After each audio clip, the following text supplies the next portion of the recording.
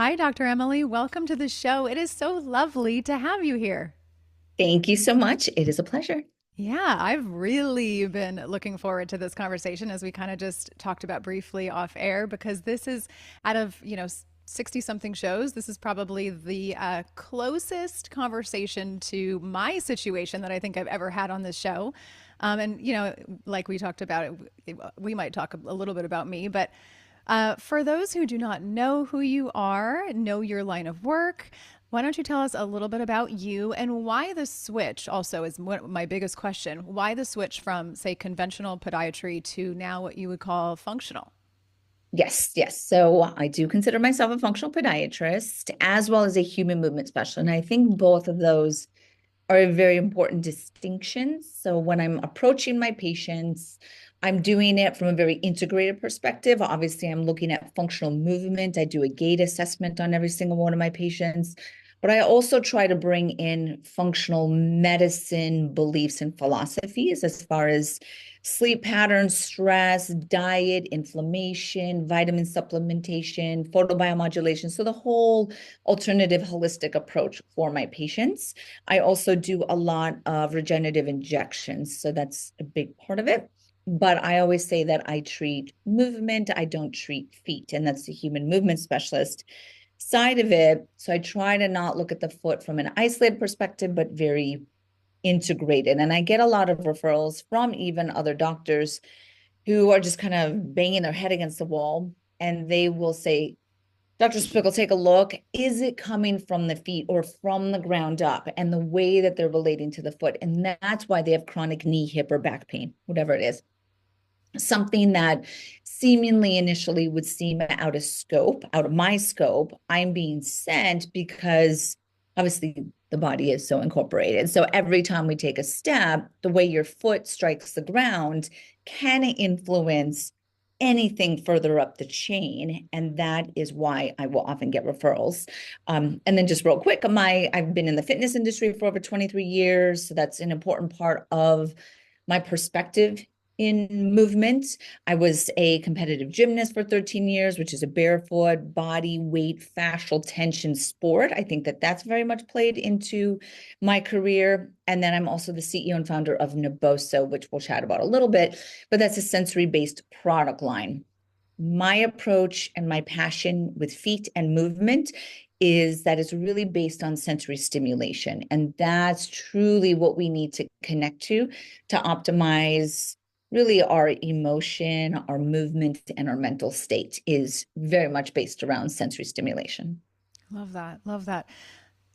It's interesting because don't you feel like, I'm sure you do, it's rare in conventional podiatry to incorporate all of this or this integrative approach, right? Because, and I've heard other people say this, but in conventional podiatry, feet are just super isolated from the rest of the body, which I find to be so incredibly fascinating considering none of our parts are actually really isolated and everything is working as like one total machine. Yet in the study of podiatry, they're not really looking at other parts of the body. Is that true? I mean, what was your experience?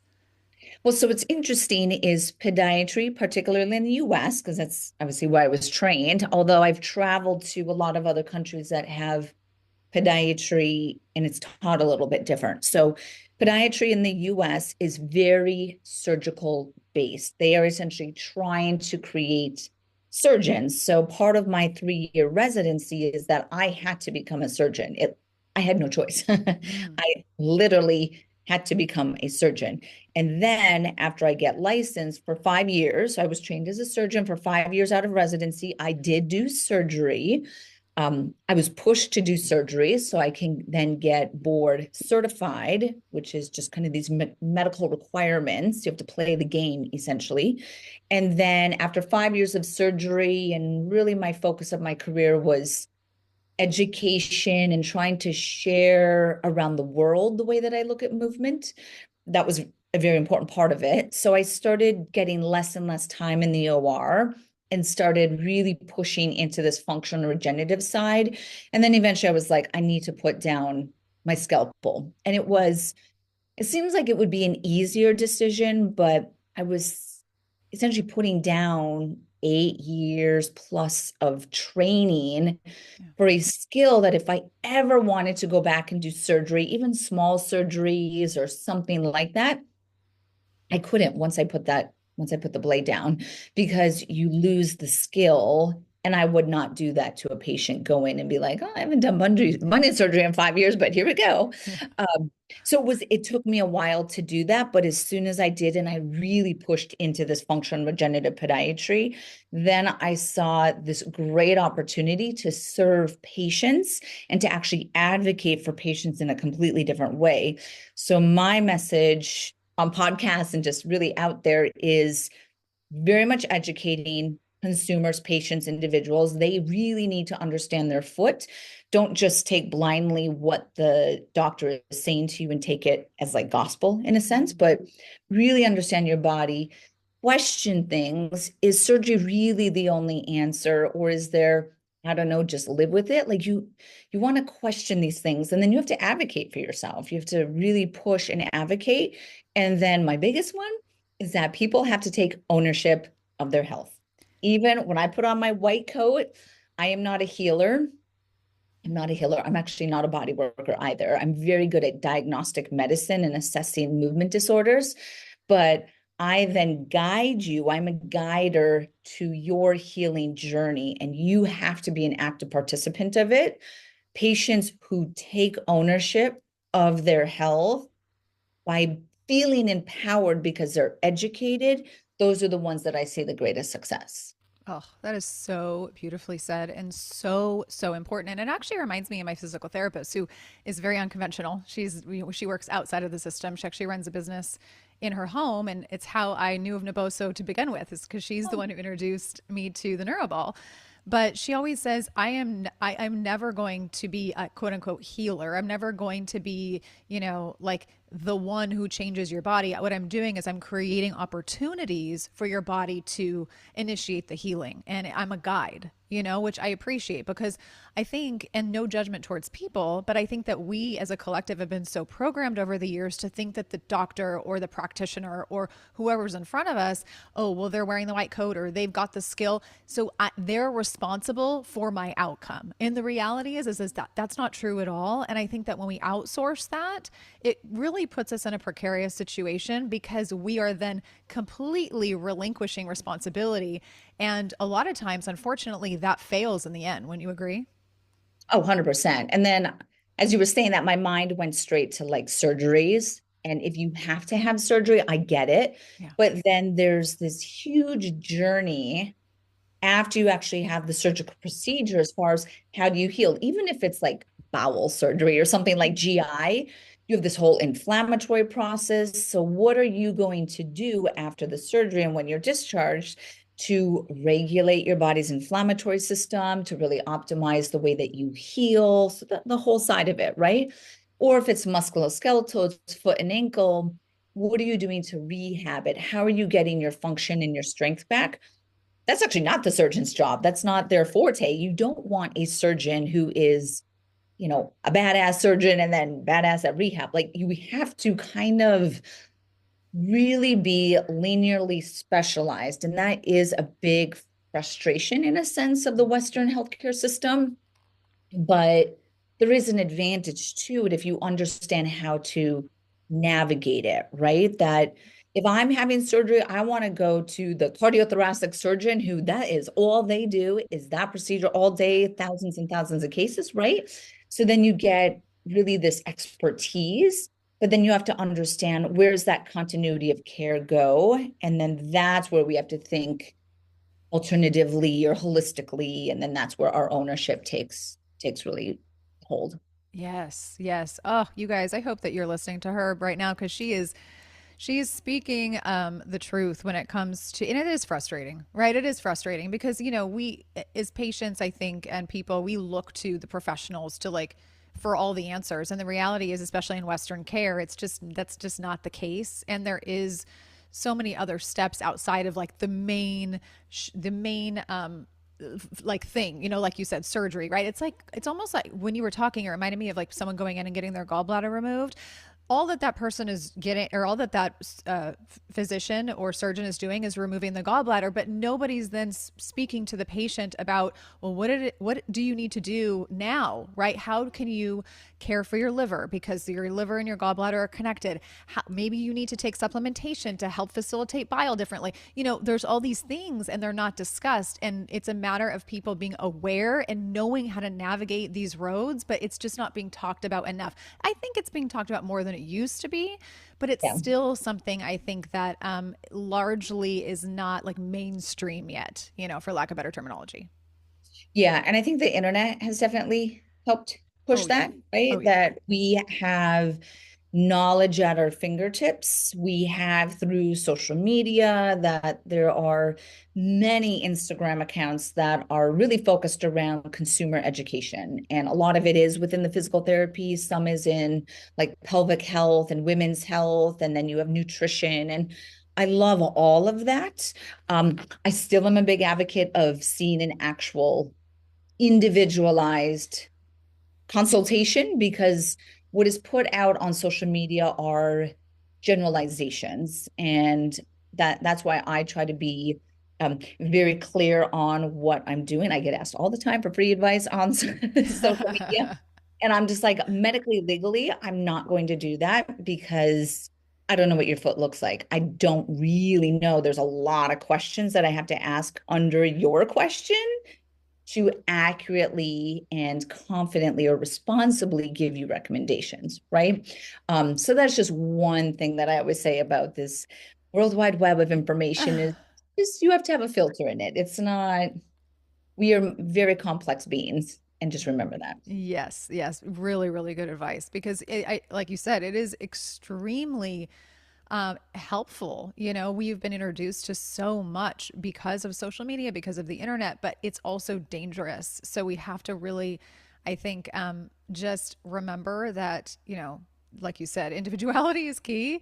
And also that you're not going to necessarily be like your neighbor. Your situation might be similar, but it might not be identical. And that's why personalization and somebody who's really able to take a look at your unique situation is really important. And I've discovered that as well through the years.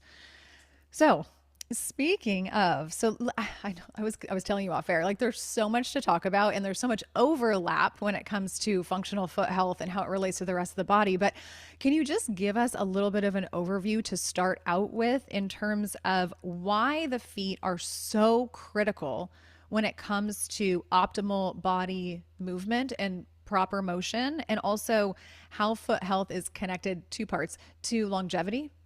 Mhm. Yeah, absolutely. So and then, I mean, we could just talk on that one thing for an hour, but I the way know. that I want people to think about optimal foot function, because it connects to movement or part of that, or just um, really just human dynamics, is that our foot connects to mood, memory, and movement. So mood, memory, and movement is, so those three, which is really important. I'll go a little bit into that. But the only contact point between the body and the ground is our feet. So when we are standing, so you could say our postural, optimal postural alignment, skeletal alignment is based off of your foundation, which is your feet. If your feet are not stable, if your feet are not strong, if their posture, your foot's posture is not stable, well, then how can the rest of your skeleton be stable, right? So we have that interconnection. In addition, the bottom of the foot, so the skin in the bottom of the foot, has thousands of nerves, and these nerves are called touch nerves or mechanoreceptors.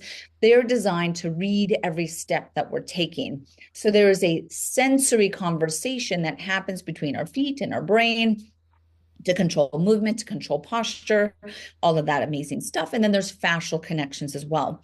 So your foot muscles are fascially or connected through connective tissue, fascia, to your deep core pelvic floor, to your diaphragm. So theoretically, you could say the way that you breathe connects to your feet and your foot strength. That's absolutely true.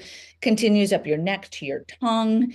It radiates out to your hands. So I teach people how to find stability fascially or through integrated tension, which is a fascial response.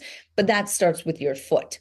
So we have mechanics, we have sensory, and we have fascial.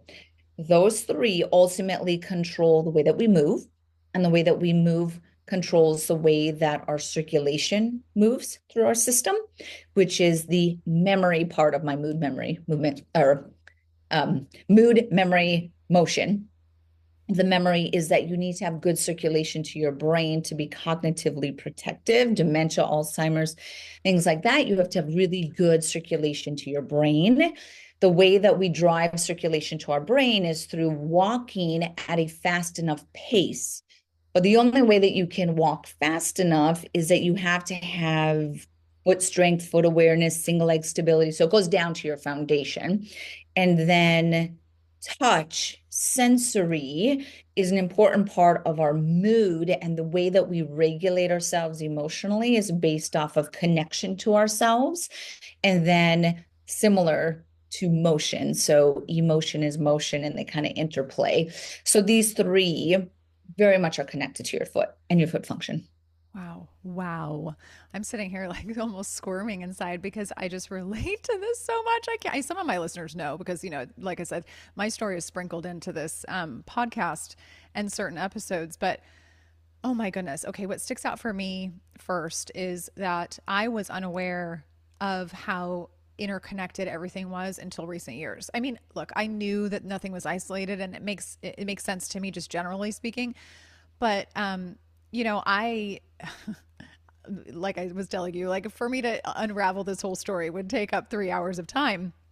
But I essentially have lost the neurological connection somewhat from my core to my feet because of a spasm that I had in my foot and low leg back in the end of 2019. And it was the strangest occurrence. And again, there was a buildup, clearly, right, of something going on, brewing for many, many years, and some instability. And there's a lot of detail there. But what I didn't anticipate was what would happen about, I don't know, I can't even remember when it happened, but probably 10 to 12 to 14 months after that spasm, which was the inability to hold myself up properly, and the Mhm. inability to stand in place, Mhm. the inability to have like just structured support to where I wasn't going to fall, like essentially that feeling of I'm going to fall over, not just because of pain, but because of a general weakness or something missing in the middle of the body, right? And that breakdown really woke me up because I started to like look at everything just like, wow, the interconnection and how the feet really just play into this. And it's absolutely fascinating and equally frustrating, right? Because when that happens to you, your entire life changes clearly. The mood aspect, what you talked about, and how we regulate, and how the foot is a part of that is unbelievably fascinating to me because, again, I have seen that in my journey and how it is harder to regulate from a nervous system perspective when something like this is taking place. Can you go into that a little bit more? Yeah, I mean, I think that that is a little bit, it's a little bit multifactorial in a sense where you're saying, okay, the simple act of standing, walking, like basic Basic. foundations of functional movement, right? And you could even say ADLs, like activities of daily living, right? At its core is being disrupted in your situation. So there then is this shift in control, right? You're Safe just, and I can't, safety. yeah, like safety, Yeah, right? So safety. everything at its core to our nervous system is about safety, Yeah. right? And your safety gets threatened when there's a lack of control. Like you can't control. You're like, why can't I stand or do these basic foundational movements, right? And you want to, but it's not working. So that sense of that. Then there is something that is very powerful to our connection to ourselves when we move. And this does go back to sensory and fascia. So all of our muscle groups are surrounded by fascia, and then you have fascicles and fibers, and the muscles kind of keep breaking down smaller and smaller. But all those components of the muscles are surrounded by this continuous spider web of fascia. And then in our fascia, we have 100 million sensory nerves. And those sensory nerves help you to feel your body, right? So you're like, here I am, I'm safe. It's another way to go back to safety, right? I am here. So when we contract our muscles, you feel yourself partly because you're stimulating these proprioceptors, which are the nerve endings that are in the fascia. So that's one of the reasons why it's very calming, or the results is that it's calming to the nervous system. If you're like, if you really contract, and then you release, right? You're feeling your body. But the act of walking, the act of lifting weights, so lifting weights at the gym, not running at the gym and doing cardio, but like lifting weights, contract muscles, stimulate proprioceptors, is very calming to the autonomic nervous system and to the mood. Mood regulation is through muscular contractions. That's most likely what that is. Yeah, yeah, no, it makes sense. And when there's a void of that, I think that the nervous system tends to really vacillate a lot between like, it really isn't sympathetic probably more than not. At least for me, I've seen that challenge, so much because the things that were regulating the body and mind prior to have been removed and taken away.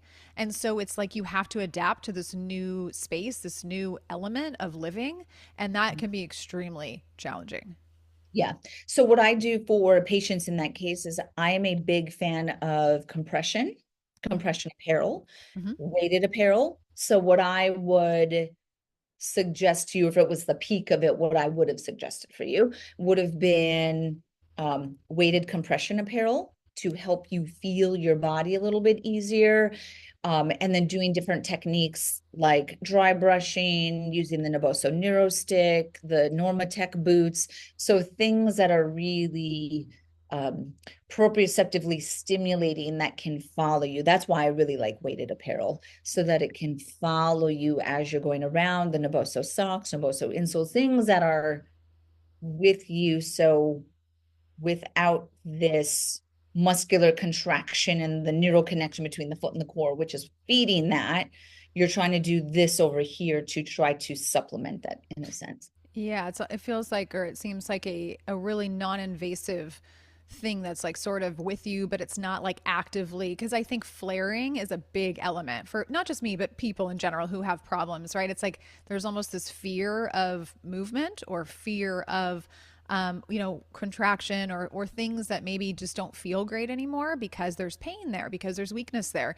And so it seems like this sort of like in the background type of like I said, non-invasive help, quote unquote, like a sock or like weighted apparel. It's funny that you said that too, because I tend to feel better when when I'm wearing tight pants, which Mhm. makes a lot of sense. Which makes a lot of sense. Yeah. Yep. People don't realize things like watches. Mm. Those are something that feeds the nervous system. I mean, everyone was like around with their phone. Ah, They're in their phone everywhere. It is actually a neuro stimulus. And I think that that's probably a complex thing of, like, oh, where's my phone? Like, ah.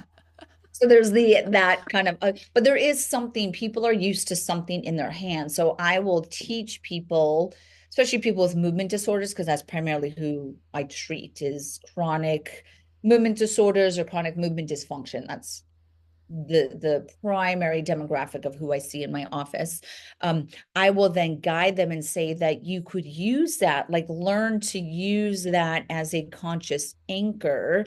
One, we're stimulating mechanoceptors in your fingertips by you holding something, but then use it and teach your brain that, okay, when I feel this in my hand, not the technology, but that there's the phone stimulating your fingertips, okay, I'm safe, I'm grounded, I feel it, I'm connected. Like me even doing this, because I trained my brain doing that. Oh, This is very calming to my nervous system to have something in my fingertips. I could use anything else in my fingertips, but it's very calming. What's different of the phone than this is weighted. mm. So our phones actually have weight to them as well, which is calming to the nervous system. Wow.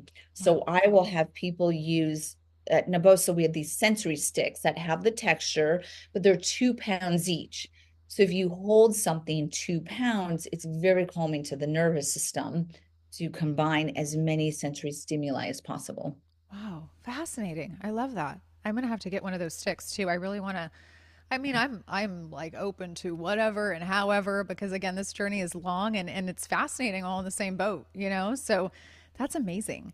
Could, are there things, I suspect you're going to say yes, but are there things that can affect proprioception and sensory, that wouldn't really be like, say, discussed in, like from a conventional standpoint? Like I'm thinking about things like, adrenal fatigue or viral infections, you know, things like that, like stuff that's kind of off the beaten path and not often thought about. So where you could see things of autonomic dysregulation, so that's often associated with like mold toxicity, Mm, brain inflammation.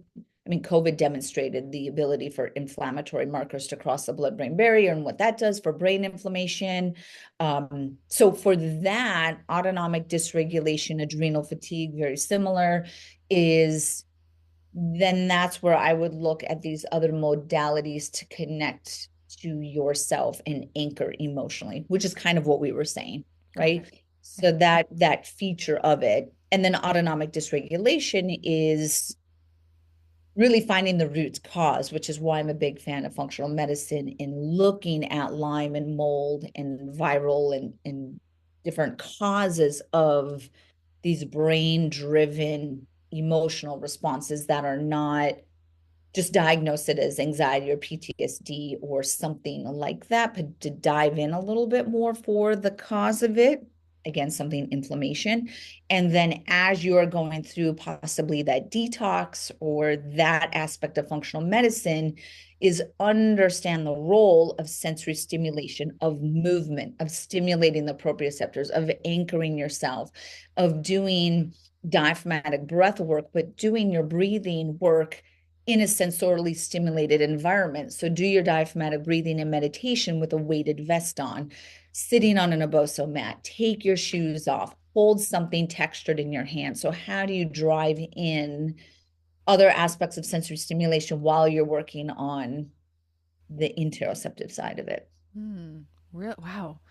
All things that, I mean, I feel like I've only scraped the surface of when thinking about all this. So this is really good food for thought. I love every minute of it.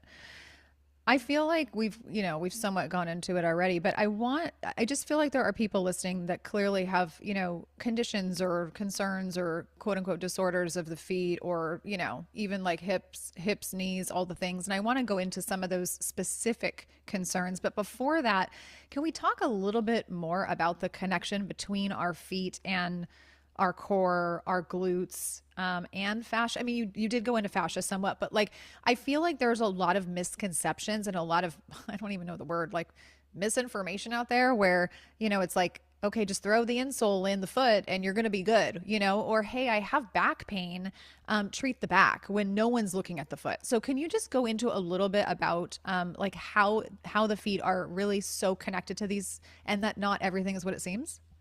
Yeah. So I'm going to start by kind of setting the tone on a lot of people will look at low back pain, hip pain, knee pain, ankle, foot, all of that as it relates to the glutes. So anyone who's ever had those diagnoses and then went to physical therapy, they would mention at some point something about the glutes. What I often tell my patients or when I'm teaching is yes, we have to go after the glutes because those are our largest stabilizer of the hips and pelvis. They're also our powerhouse. So when you're thinking of athletic performance and different aspects of human movement, it's the glutes.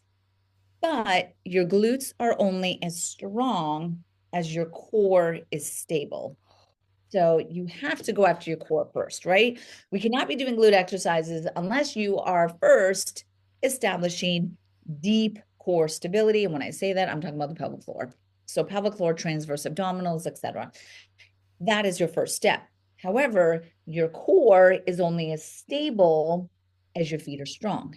So we have to be looking at all of this, right? And then theoretically, you could say your core is only as stable as the coordination of how you're breathing. I mean, so we could essentially Wow. go, right?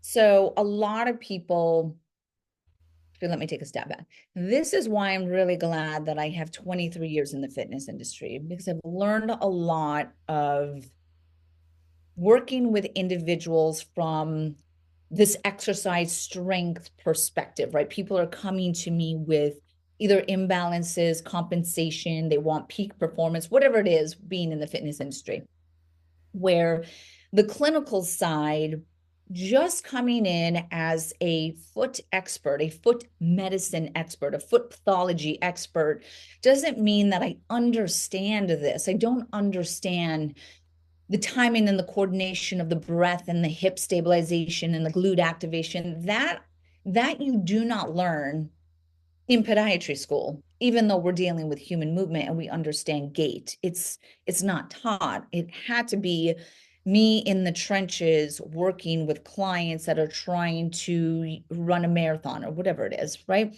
So that bridge is very important, and that's part of the lens at which I look at patients. So this foot core stabilization, I call it foot core sequencing. It's via fascial line. That fascial line is called your deep front line. It runs from the tips of your toes, so the bottom tips of your toes, bottom of foot, lower leg, inner thighs, your adductors, into your deep hip, so into your hip rotators, into your pelvic floor, but specifically your posterior pelvic floor, up into your diaphragm, up your neck to your tongue. So I will teach people how to find stability in this internal skeleton from their toes to their tongue. And that is very important of how you can find fascial tone. It's just tone, tension tone in gravity. And one of the most important triggers of posture and stabilization in your fascial system of your brain is gravity. And a lot of people don't realize that, don't think about it. It is one of the most important sensory stimuli that we experience every day. And I try to weave that story or that stimuli into everything that my patients are doing. So the easiest way to activate foot to core stability is pushing your toes down. And that's the trigger.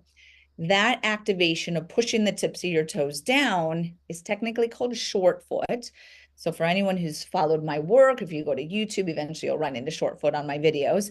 And when you push your toes down, activate short foot, you are doing it in coordination with your breath, meaning you have to exhale when you push your toes down. So as my toes are going down, I'm exhaling.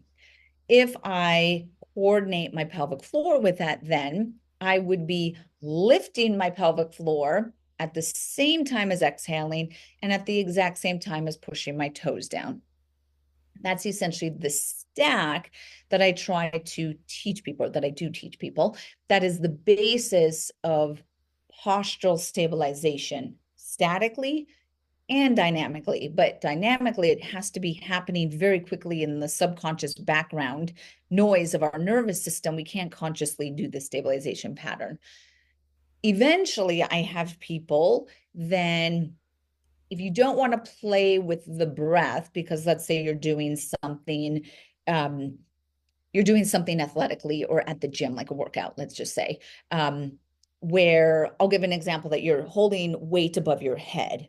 So as you're holding the weight above your head, I would have you pushing your toes down, lifting your levator ani, which is your posterior pelvic floor, and then your tongue is to the palate. And then that's how you're holding. And that's how you're finding the fascial anti-gravity response with resistance above your head. And can I do that while being as relaxed as I can? So this is where being a gymnast is very important, and I do aerials as well, and all these things is, can we find strength while being relaxed? The best analogy is like a Cirque du Soleil performer.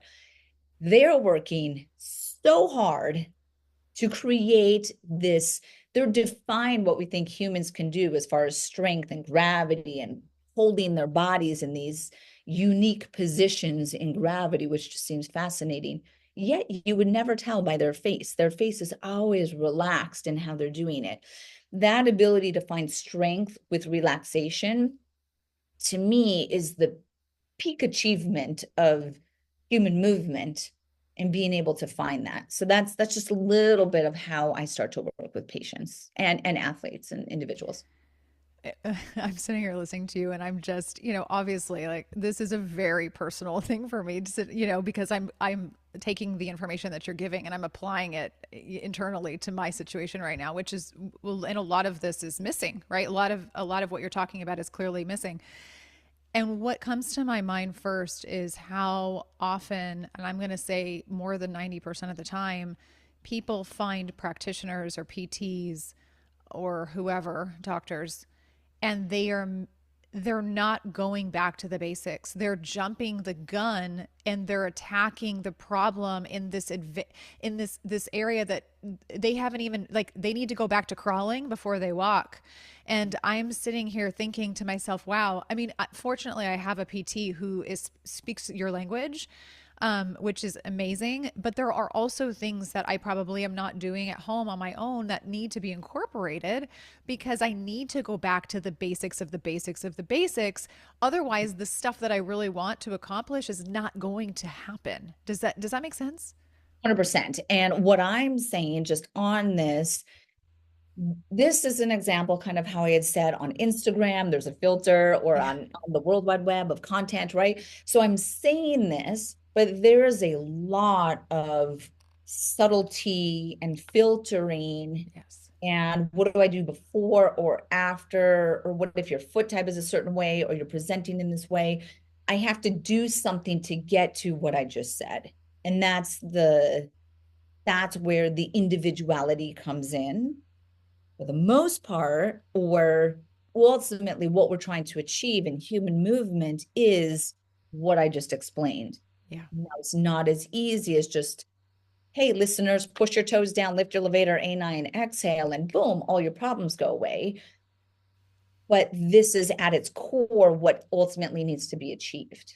Right. How we get there might be a little bit individualized. Yeah, yeah, and that is, gosh, that is just so incredibly important. I mean, again, I'm walking the walk, literally, no pun intended, but I really am walking the walk, and I see how important that is, and um, it, it just, I think about the conversations I have with my own therapist.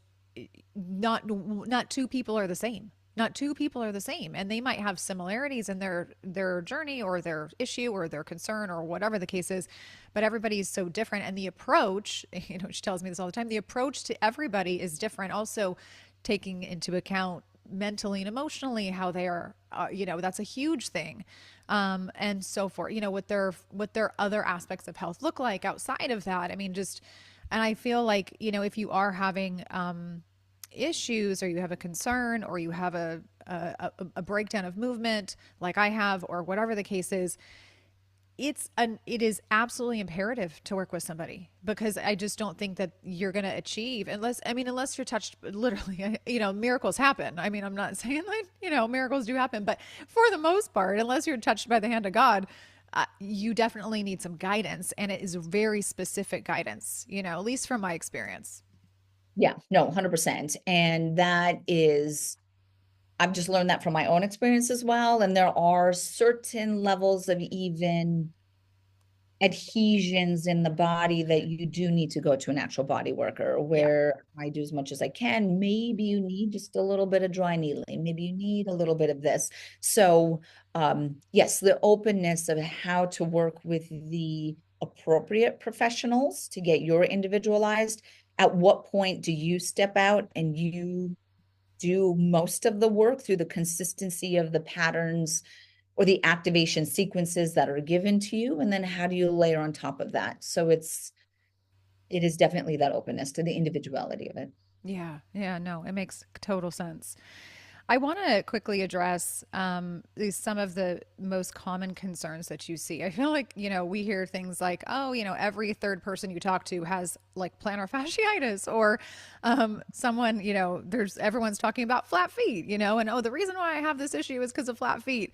Or also like neuropathy. I feel like is a big thing. Can you go into a few of these common issues that people are dealing with and sort of like, tailor it all down to like what your outlook is on them in relation to the, the rest of the body? I was definitely going to mention plantar fasciitis. Okay, good. That's a big one. That's definitely a big one. Yep. Most of the heel pain that I see in my office is chronic plantar fasciosis. So they've just had it for a longer period of time. Maybe it's been months, like 9 to 12 months. Maybe it's been years. Maybe it's waxing and waning, meaning it shows face every 3 months for like a month, and then you don't feel it, and then it comes back, and then you don't. And it's been like that for years. So that's what falls under chronic. Most of those patients, I find in my experience, it is actually a partial tear of the plantar fascia. So I will then approach them differently. This is where the regenerative injections that I do in my office is very important. Most of the regenerative injections I do in my office are for partial tears of the plantar fascia. So that is one of the most common presentations. And then I find great success in that based off of the integrated protocol in which I follow that patient. So I'm actually following that patient for 3 months. I don't do an injection and then like, oh yeah, just take it easy for a few weeks and then go back into whatever you were doing. I'm very progressive in the way that I introduce stress and work with the tissue remodeling in that period. So that is one that I see. Definitely see flat feet. And the flat foot that I see in my office is almost always a flexible flat foot, meaning that when they're sitting in a chair, they have this beautiful arch. As soon as they stand up, boom, it collapses down.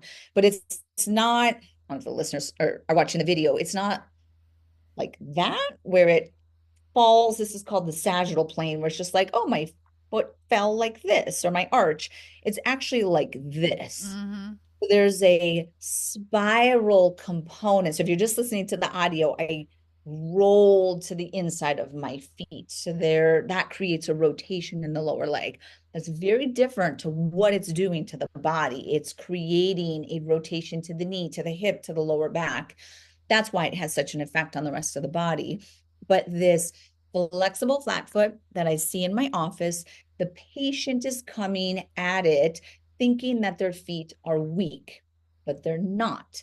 They actually have ligament laxity. And this is one of the most misunderstood components of flat feet. This is massively on the internet. This is in the minimal shoe space, which I love. I'm a huge advocate of minimal shoes, but there's a lot of confusion in that space, in the barefoot running, all of that. Is that there's this thought that the primary cause of flat feet is overly supportive shoes, overuse of orthotics, and your feet are weak. And that's not the case. There is this exception over here, which is a flexible flat foot from ligament laxity. You cannot override ligament laxity with muscular strength. You just can't. You're defying physics if you do that. And I wish that was possible, but it's not. So those are individuals who may need to use a little bit of posting, something in the heel to essentially mechanically try to support that foot, stabilize itself a little bit more. They might need an over-the-counter arch support, maybe a custom orthotic, whatever it is. But any of those you can put in a minimal shoe. So if people are wanting to stay in their minimal shoe, you can put an arch support in a minimal shoe. Totally fine, right? Oftentimes I have to have the conversation with these patients because they're coming to me drinking the Kool-Aid of minimal shoes and barefoot. So I get it. I totally respect it because I'm totally in that space again. But I will have to tell them that you haven't failed yourself in any way. And this sounds crazy, but just trust me, people believe this, that they want to achieve natural movement, natural function, and they feel like they didn't strengthen enough. They didn't do something. Where I'll tell them, I'm like, you just have a structural ligament laxity, or maybe it's so many years that you actually have a tear in one of those ligaments that is actually supporting your midfoot up. It's okay. And I try to joke and tell them that, like, I'm short, like that's my structure. I can't change that. I will never be a basketball player, right? I am short, right? So how do I work with my structure? How do you work with your structure? If you have a ligament laxity that was genetically passed on to you from your parents, How do you work with that and not get wrapped in, well, if my foot was just, it's okay. Let's work with it. That's your reality. Let's work with it. I have that same conversation with a lot of people who have bunions as well. Oh, This is your reality. Your bunion, whatever the cause right now, doesn't matter. Your bunion is causing a destabilization of this foot to core sequencing that I just told you. Your glutes will be inherently a little bit slower because of that bunion. How do we work with this to get you as close to optimal as possible? And then that's how I work with a patient. wow. I really, really like that because I feel like people expect they want to change their whole dynamic, right? And sometimes that's not entirely possible, but it's like, hey, sometimes when we change that mental approach, like the mental thought process behind it, like, oh, words are super powerful. I talk about this on the show all the time. If you continually say, well, I have this, so I can never do this, then guess what? You're probably not going to do that because you've convinced yourself. It's kind of like the same thing, it's like, okay, so you have it. Okay, let's accept that, and then let's work with what you have. Yeah, you had asked about the neuropathies, and I just saw a patient with idiopathic neuropathy, but she had it for like 10 years.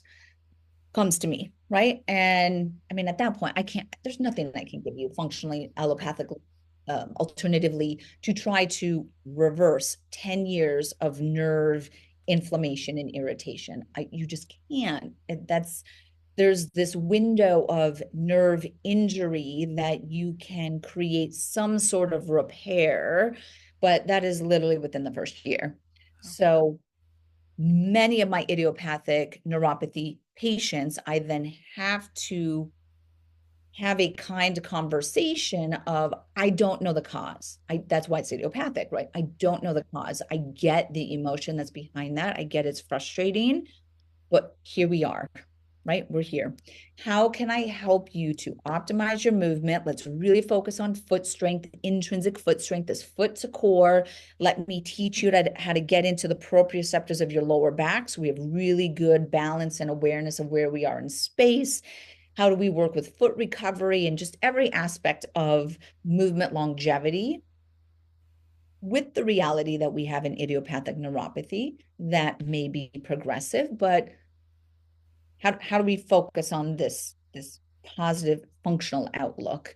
And that's an important conversation. Yeah, yeah. I mean, it's definitely a balance between being realistic and hopeful all in the same boat, all in the same, because some people really do have circumstances that are not going to be like 100%, I don't know, however you want to say it, right? Cured, healed, whatever.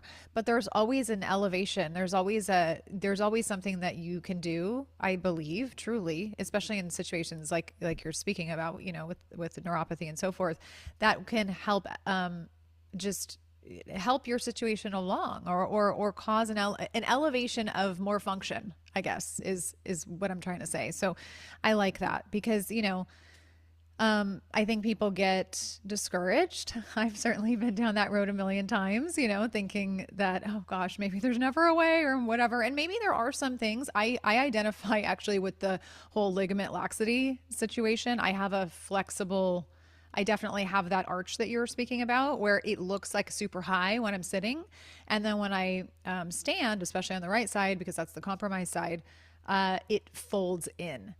And so I have a feeling, just looking at my mother and all of the concerns that she's had over the years, that this is somewhat also a genetic thing, that can be worked with, but it's definitely, there's a predisposition there. And so it's important to like be educated on what's going on, but also hopeful because things can get better. Yeah. Well, so the hopeful side is definitely important. And that's where the part of how do we work with this, Yeah. right? Um, I feel that I would probably be much more popular on social media if I gave the false promises of, Right. I can reverse your bunions, do my bunion program, no more bunions. I can reverse bunions without surgery. That's one, I would not be able to sleep at night because it's not true. Or I can fix any flat foot. Yes, flat. Yes, you can build an arch in a flat foot. And I make a blanket statement like that is just not, to me, that goes against medical ethics. Like I can't do that, right? However, on Instagram likes polarity and to be like, boom, down this, right?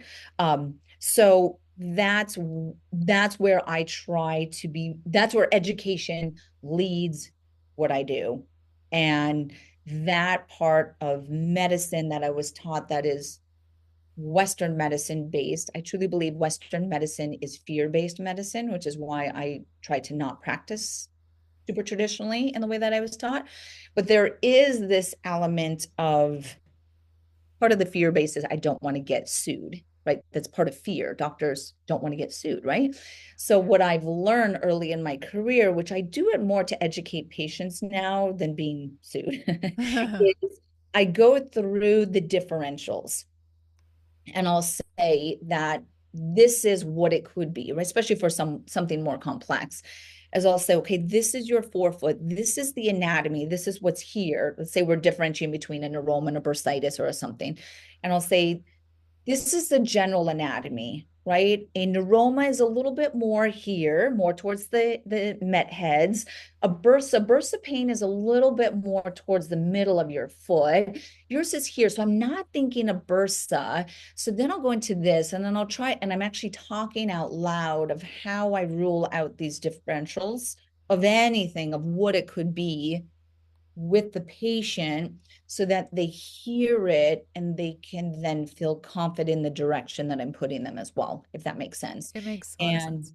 that's how I would love to be treated as a patient, where I go into it with a little bit higher knowledge. Sometimes I wish I was more naive than I am with knowledge, but that there was that thought out loud, right? Where it's like, okay, well, GERD presents like this. Typically, it's a little bit more at night. You're not having it at night, so maybe it's this. Okay, and they're kind of going through so you can hear why it's not something or why they think it's this. That's just, to Yeah. me, that's more empowering to a patient as well.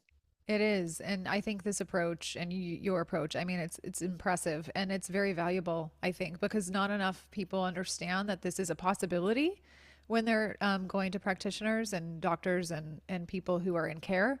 And I wish it wasn't so rare, but I appreciate and I'm inspired by the approach because I feel like there's so many people suffering, and if they had more, if the availability was more with people who had this outlook on how to approach patients and how to, you know, be realistic along with the options and just like it's hard to almost it's like it's in my head and I can barely get it out, but you know what I'm saying. It's like I just feel as though it almost hurts me, to be honest, like to sit here and think about how many people just don't get it, or they don't have, unfortunately, the right people in front of them that are giving them the right perspective. I guess that's what I'm trying to get at. So I really appreciate it. And yeah, I think that I wish that there were more of you.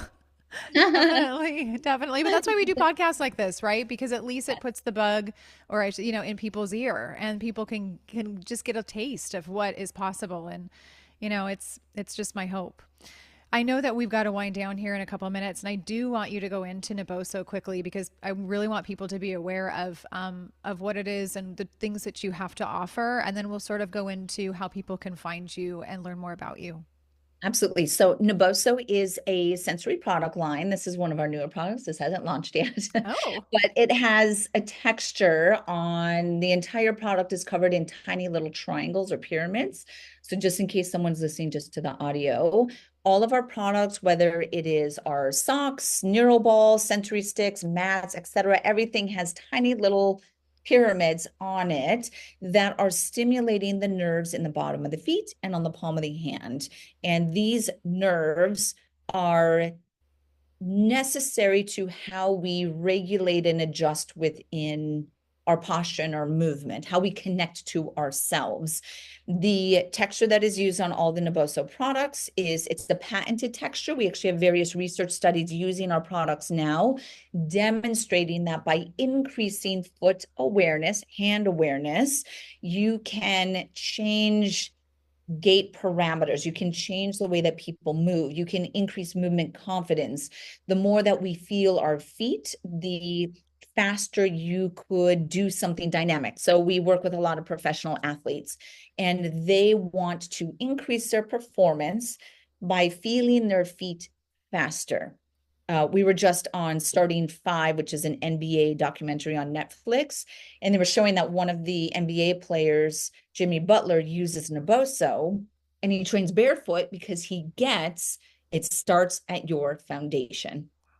So all the products, again, have that texture stimulating the nerves. They're great for foot activation, foot strength, foot recovery. You can sprinkle them in the start of your day, end of the day, throughout your workout, or throughout your day, depending on how you want to use the products. And really, I've launched Naboso, or I created Naboso to help more people really prioritize foot health, foot strength, foot recovery in a easy and an effective way. So that's kind of why I've started it. All those products can be found on naboso.com, which is naboso.com. Yes. Yeah. In fact, I was showing you. I have, well, it's halved right now. Yeah. So this one is, so the NeuroBall, the blue NeuroBall is different than the one that you're about to launch, right? Because it Yes. So looks similar.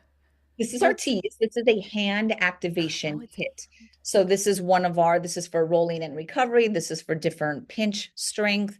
We have one that's egg shaped that comes with it, and it's a different material. So there's air inside it, so you can squeeze it.